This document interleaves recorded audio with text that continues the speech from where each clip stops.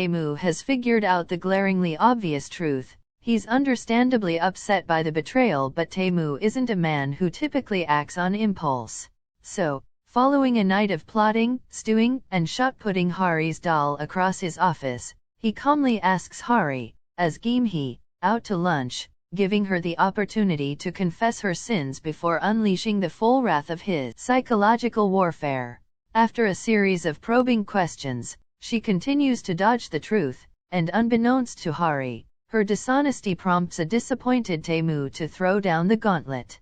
While Hari is in earshot, Tae Mu schedules a meeting with her team, forcing her to rush back to the office where the non-public transportation taking Tae Mu is already waiting. He orders her to redevelop the white kimchi ravioli recipe and cut the cost of ingredients by a whopping 20%. Tae Mu is excessively harsh, so much so that Song-hoon calls him out for uncharacteristic behavior, which we all know is K-drama code for, "You've got the hots for Hari but don't know how to express it." For all his handsomeness and suave hair slicking, Tae Mu's flirting techniques haven't advanced beyond playground teasing and pigtail pulling. Cue a montage of Hari making various different ravioli recipes and seeking Tae Mu's approval. He's increasingly unimpressed, and by the end of it, he's rejecting her offerings without even tasting them. Hari reaches her limit, and she gets all up in his personal space and demands he give her and her food the proper respect it deserves. While she fumes and spits fire at Tae Mu, he gets flustered by her close proximity and scuttles away, but not before insisting she continue with her ravioli cooking marathon.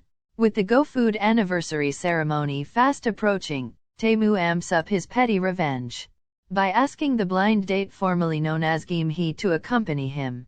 Hari has a list of excuses for why she cannot attend and be his arm candy, but Tae Mu threatens her with a breach of contract if she fails to appear. As if the situation wasn't complex enough, she wins the company Mega Hit Award, which will be presented to her at the anniversary ceremony, and her whole family has been invited. So now she's supposed to attend the party as both Gi-hee and Hari. Looks like she's going to have to pull the OL quick change in the bathroom trope and bounce back and forth between being Hari and Gi-hee. When we cut to the anniversary ceremony, Hari is seated at a table with Tae Mu and Grandpa. She's keeping an eye on the door, so she immediately spots her family when they enter. Hari's parents and brother arrive looking like a chaebol family featured in one of Grandpa's favorite K-dramas. And when Hari tries to make a discreet exit, it's hard to say whether she's looking for a private place to ditch her Gi-hee disguise, or leaving the party out of second-hand embarrassment. Covering her face with her clutch, she tries to sneak past her family towards the exit, but her mom recognizes her.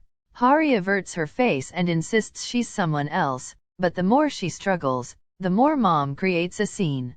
And now all eyes are on them. And things just keep getting worse. And oh my god, is she about to get caught? No, wait. It's all a dream. Or more like a nightmare, one that doesn't end when Hari wakes up.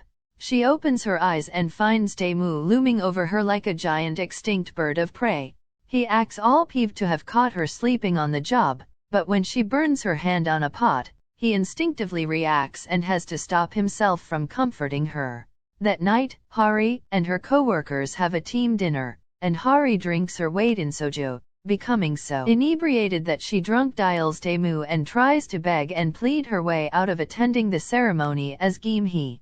Tae Mu tries to remain aloof, but when he hears her let out an alarming yelp and the phone call abruptly ends, he immediately goes into hero mode. He rushes to her neighborhood where he searches high and low for his intoxicated Cinderella, and after a lot of running around, he eventually finds her at the playground, passed out on a slide. When she sees him, she assumes that she's dreaming because there's no way the real Tae Mu would come to her rescue and confesses to Dream Tae Mu that she's Gi-hee. The vengeful beast inside Tae Mu is tamed upon hearing her genuine albeit soju-induced apology, and when she lays her head on his shoulder and snuggles into his warmth, he's an absolute goner. The next day, Hari wakes up hungover and with a text from Tae Mu that says she's been relieved of her duties as his pretend girlfriend. Hari can't believe her eyes, so she calls Tae Mu and he confirms that she is, indeed, fired.